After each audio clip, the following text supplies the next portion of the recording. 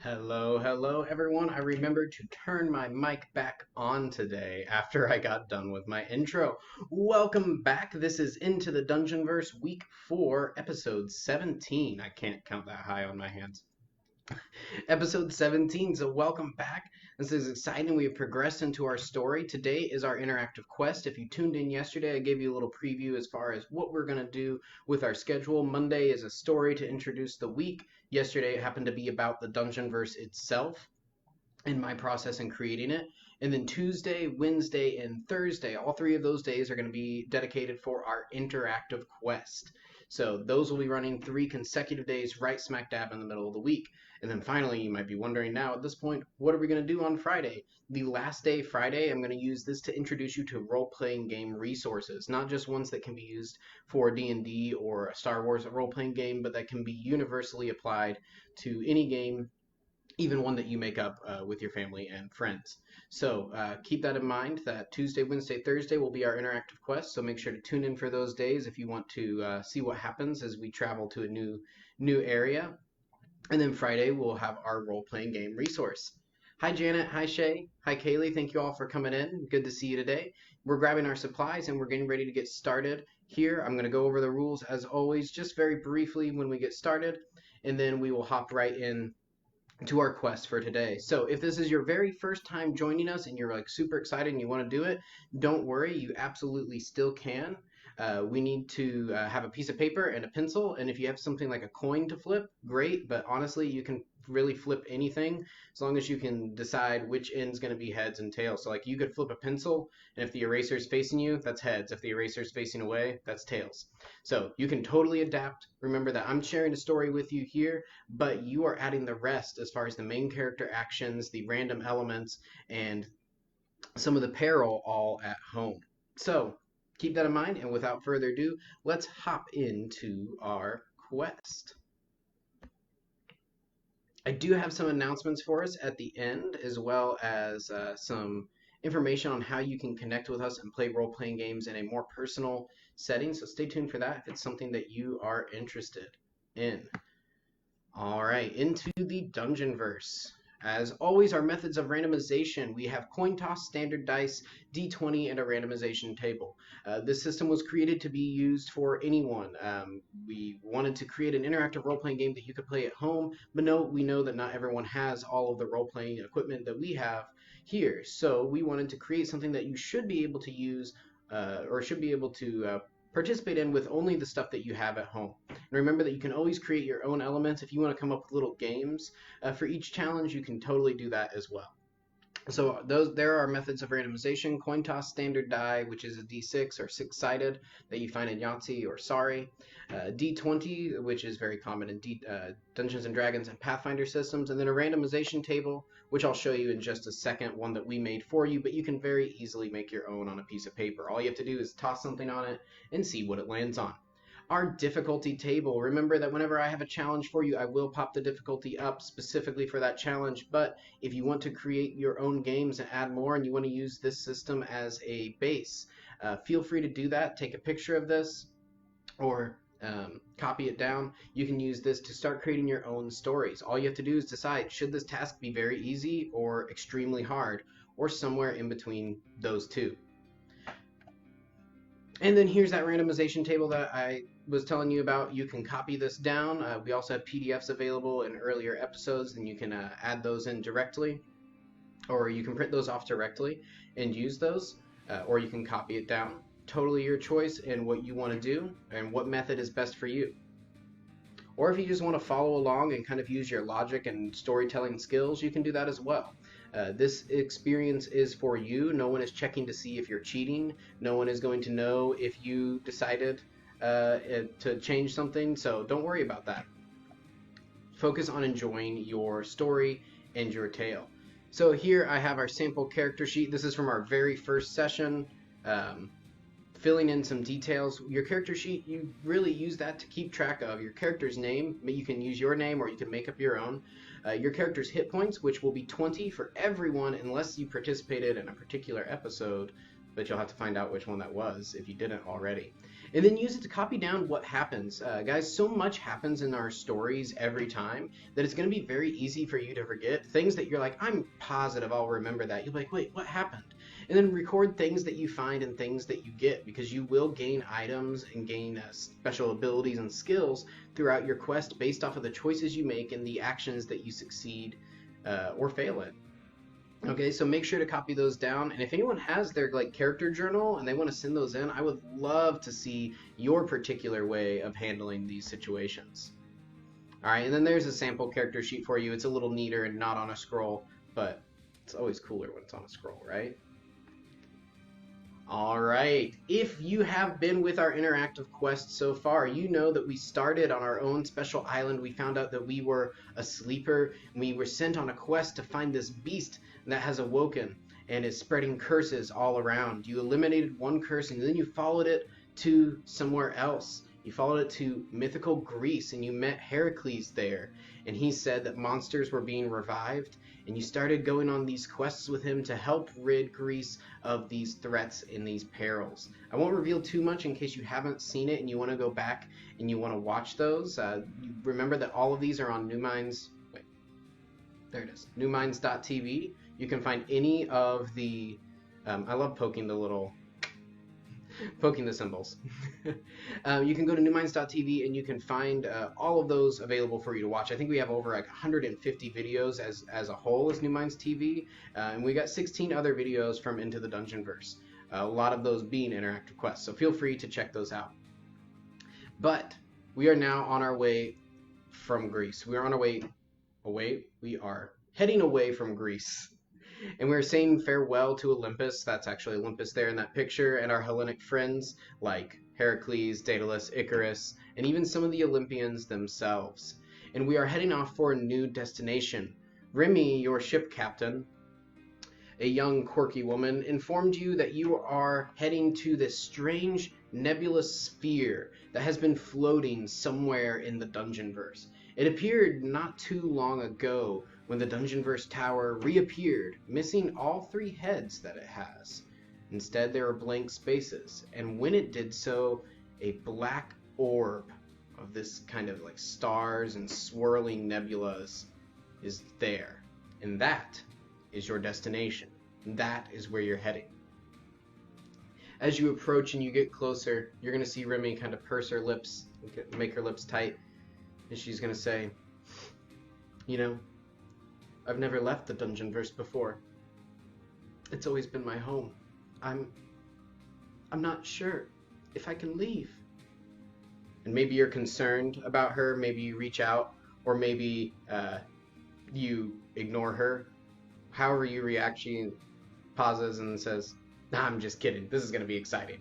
And she hits the power on your ship. The steam engine starts rumbling. A huge burst of steam shoots out of the back of your ship. The wings go out on the side, and you start soaring straight into this thing. You may choose to stand at the bow and experience this firsthand. You may choose to get underneath the deck, or maybe you hide underneath a barrel. You can choose how your character reacts to this, but you're heading straight forward, and eventually your ship just collides, and you feel everything go cold, and then hot, and then cold, and then hot, and you're in this place of flux as you feel yourself almost like disintegrate, but then reform, and then suddenly you're somewhere else with a small pop. You are floating on your airship in a vast expanse. Darkness stretches for as far as you can see ahead of you. Stars twinkling in the distance, though they appear different than when you're on the surface of your planet. As you're caught up in this, and in perhaps admiring this sight, you realize that you are incredibly cold. You can't breathe. And you're floating away from your ship. Maybe you're panicking. Maybe you're in a moment of surreal calm. But as your magic acted before, when it interacted with the curse, and Remy was actually affected by the curse in one of our earlier episodes, there was a dome of energy that appeared around you, and you feel that same energy tug at your feet now and pull you down, down, down until your feet stick to the ship. And as your feet stick to it, they sink in, like the wood flexes, and you sink into it as if it were mud. And then that energy starts pouring out of your feet and into the floorboards of the ship, spreading out and around. You can see Remy, she's floating and she's kind of gasping, but you can't hear anything. And you see her hair floating out. Items are just kind of moving without anything holding them down, as if there were no gravity at all. And then suddenly, as that energy ripples through, you feel the ship vibrate and shift, and the wood starts to groan and grind. At least you can feel the vibrations. You don't hear anything still. You can feel those vibrations in your feet, and then it begins to get shiny and starts to fold in on itself until eventually it starts to rise, and you can see that it has shifted from a wooden material to one more metallic. And it starts to form around you until eventually the ship has changed appearance almost entirely. And you are enclosed inside a space. Once you are enclosed,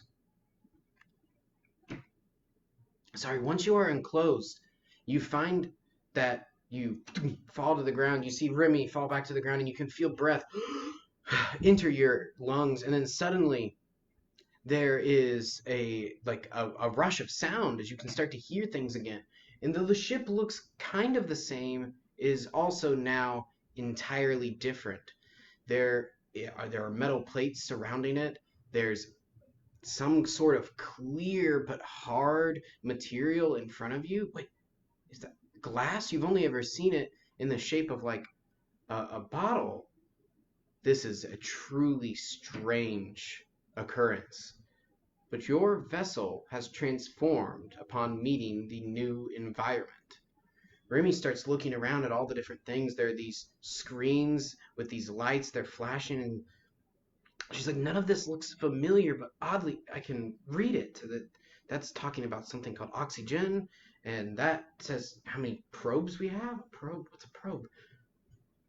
Oh, a thing that finds things for us. Whoa, this is amazing. She turns to you with a look of excitement in her eyes as she investigates this strange new vessel. What does this ship look like in your mind?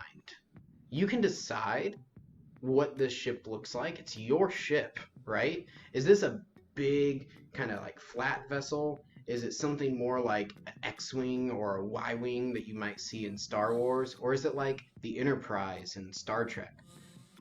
Maybe it looks a lot like a regular ship, but now it's just metal. You can choose. This is your ship. But as you look around and out the windows, you're going to see something behind your ship.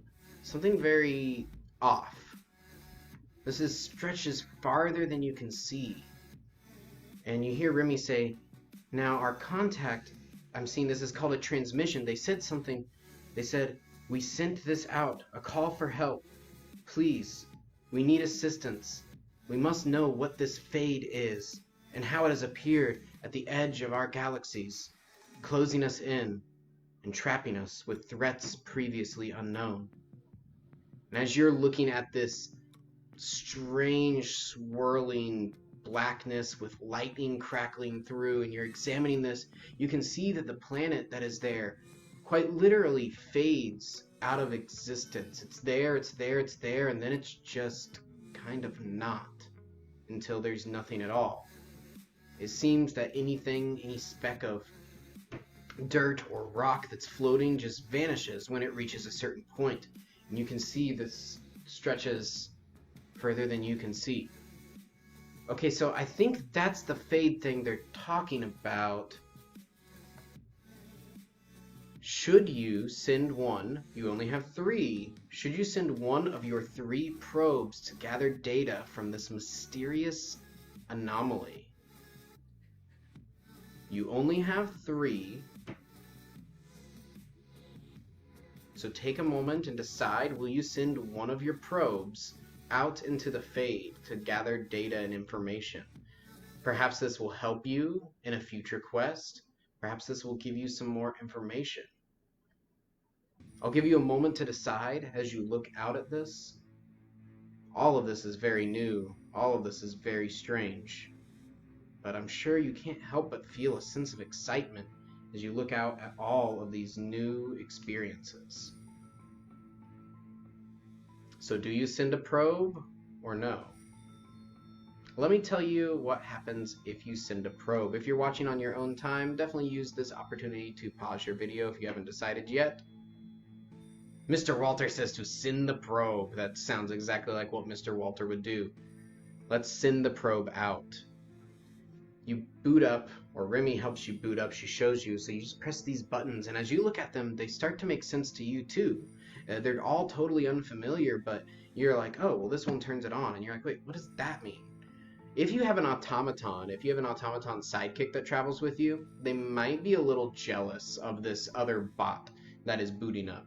So you can decide how they handle that. Maybe they become friends. Maybe it's like when two dogs see each other and they're on a walk and they just get super excited. You can choose. But you boot up your probe droid and it whirs to life, and you see all these little different cameras and sensors moving around as it starts to kind of calibrate. And then you see a little tube you can send it in, and you can launch it out. You do so, you press the appropriate buttons, and you find yourself getting better and better at this the more you do. And then it launches out until it gets kind of close to that planet you can see. And you see it spread out its materials, its arms, and it starts floating and scanning and searching. And it goes further and further into the fade. As you are looking at the data, and as you get this information, you see that it changes drastically once it gets closer. And it starts to pick up data and information about planets and materials and chemicals that don't match anything that you have, that it's gathered as far in this space, in this new area. And then Finn says, my own R2-D2. A little bit. It's not quite an astromech, but it's close. And then as it gets further into the fade and starts to go further, you see the data start to become skewed, and it seems to start popping up errors. And just as you think maybe to call it back and pull it back, you see it just fade out of existence into nothingness. And then you get a sudden burst of data. It's huge. You're reading this area that is massive, even bigger than the space that is available here, which you're in space. That shouldn't be possible. And there's all of these anomalies, there's all of these items, and then it cuts. And your probe is gone.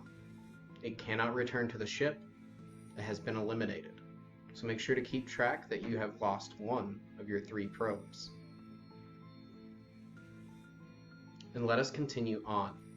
If you decided not to send your probe, you will come to this scene a little bit earlier.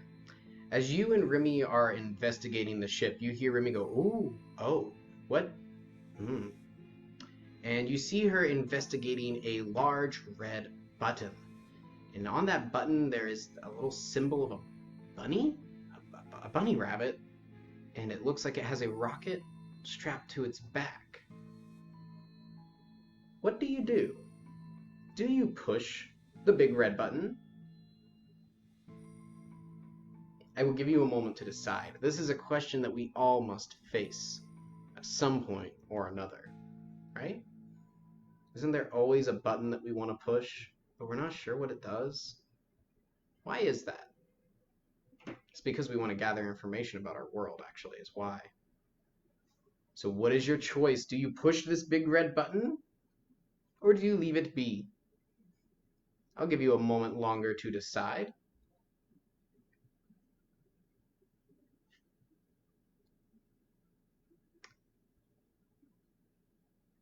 If you are watching on your own time and you have not decided yet, you may of course pause. But if you are watching live, I hope you have made your decision whether you will push the red button or not. If you do not push the red button, maybe you are tempted, you reach out, You hold your curiosity? Well, don't worry, because your curiosity will be sated. You see Remy just reach out and poke it kind of absent-mindedly, and she's like, "Oh, I don't know what this does." If you push the button, the same thing will happen as when Remy pushes the button. You're going to feel the ship start to vibrate, and you're going to hear the engine whirring, and everything is going to begin rattling. And then suddenly you're going to feel yourself move forward very quickly, but only very slightly. And then everything is going to change. You're going to start flying, moving forward.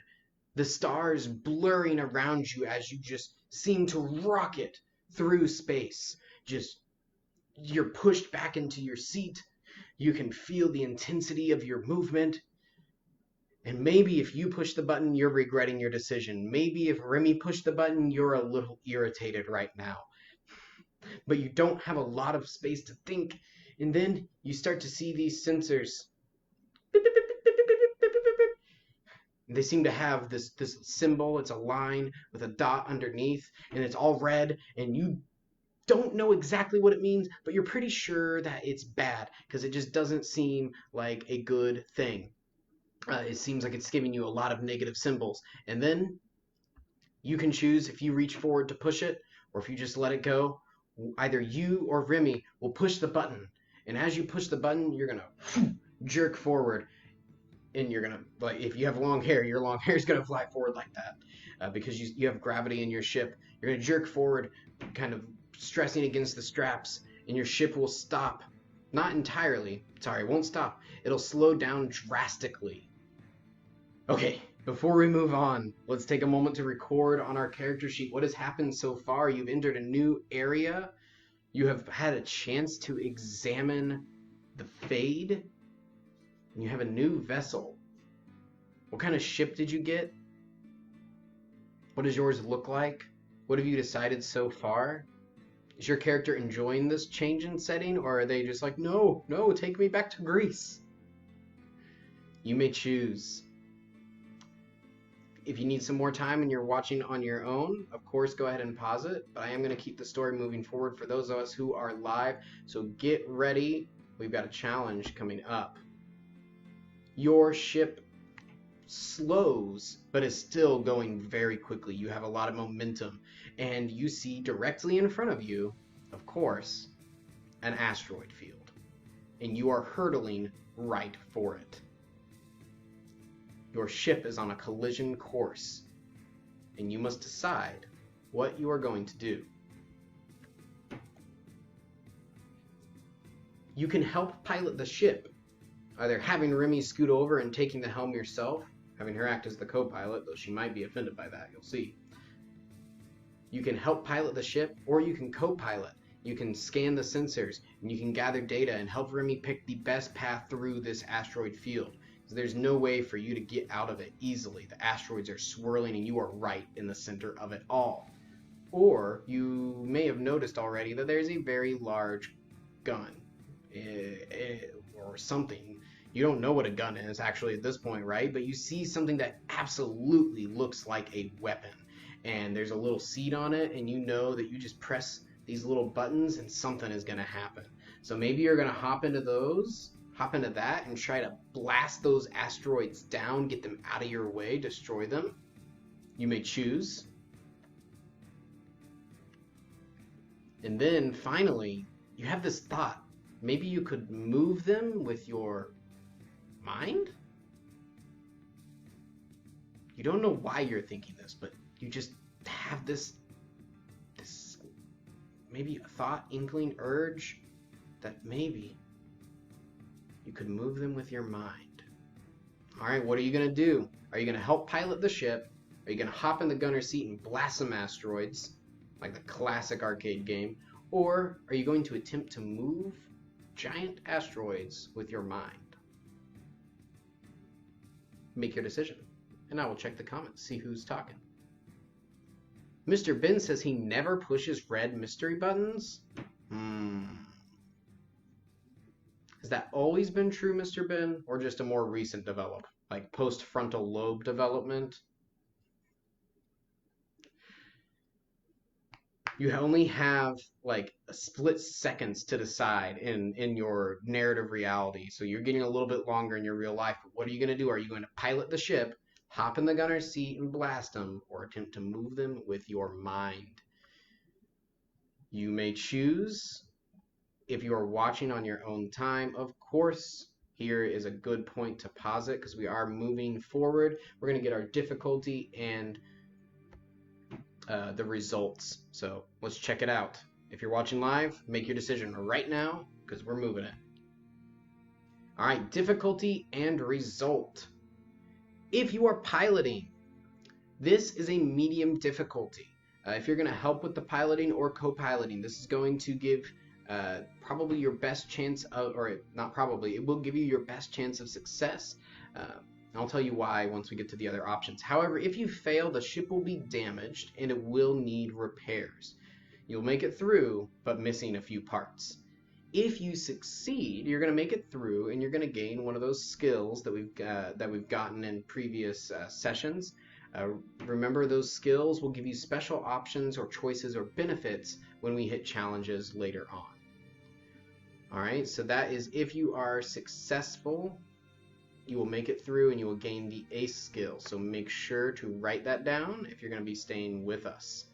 Next, if you attempt to shoot them down. While this might seem on the surface like a really great option, if you've ever played the classic Asteroids game, there's something that happens to the asteroids when you hit them. They break apart into smaller ones. So as you start, if you fail, you're going to blast the wrong ones, and you're going to actually create greater obstacles for your pilot, Remy. So if you fail, you're going to make it worse, and you're going to cause twice the damage to the ship than the first option. And Remy is going to be pretty upset at you. She just got this new ship. She's super excited about it. And then you go and you blow up rocks and damage it. Oh, she's going to be very upset. However, if you succeed, you are going to make it through and gain a skill. You're going to gain the shoot 'em down skill. So you can write that down. But this difficulty is hard. So this is a little bit harder than our last one. So the difficulty is hard for that.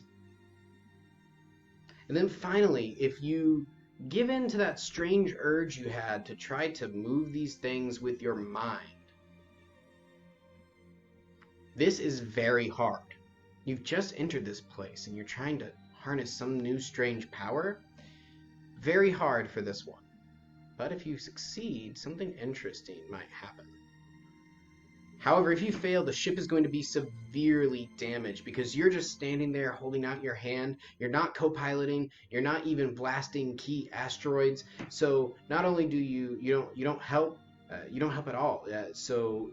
Remy ends up, the ship is very damaged because she needed help, and she's furious. She's so mad at you because she's just, why were you just standing there? And she just doesn't understand because she didn't feel that feeling that you had. All right. And if you succeed, it's going to take some time to concentrate, and you're feeling that there's a great danger ahead of you. And then finally, as Remy's making her way through and she thinks that she's just about out, a huge asteroid will block your path. And you are going to, if you're successful, feel a result. And then you're going to see a smaller asteroid move across as your hand moves across. And it's going to push the other asteroid just far enough out of the way for you to slip your ship by. That is only if you succeed. And you will gain, not a skill, but a special ability. And I'm noticing that I did quotations and then parentheses. I decided to mix my punctuation there. So that's interesting. But you will gain force sensitivity. You don't know what that means yet, but you will find out. You will gain force sensitivity. So make sure to mark that on your character sheet because that will be useful. And that one is very hard. So make your rolls if you're doing one of the other two options. You should probably be done by now, but make your rolls, do your coin flips, figure out if your action was successful or if it was a failure. I'll give you a moment longer to roll.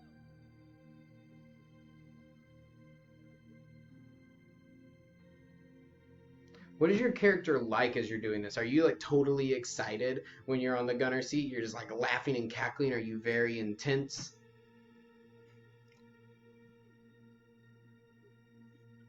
forgot to say that if you do shoot down a couple of asteroids, you're successful, you're going to hear Remy call back, "Hey, don't get too confident there, kiddo."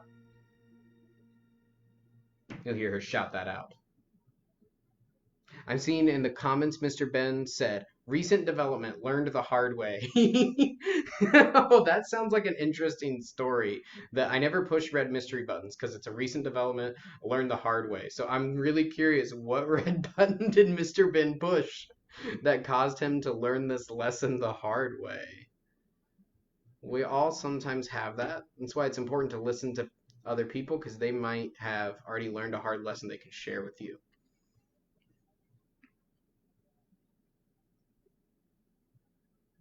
All right, finish up your rolls. And let us move on. As you make it out of the asteroid, you will make it out in one of two ways. Either entirely intact, well, I guess there's several different ways. Either entirely intact, slightly damaged, moderately damaged, or severely damaged. Your ship is like making all sorts of beeping noises. You either might see sparks flying out. It doesn't look or sound or probably even smell good. So just be aware that there are different states, and it's important for you to mark what that could be on your sheet, because that will affect some of our future encounters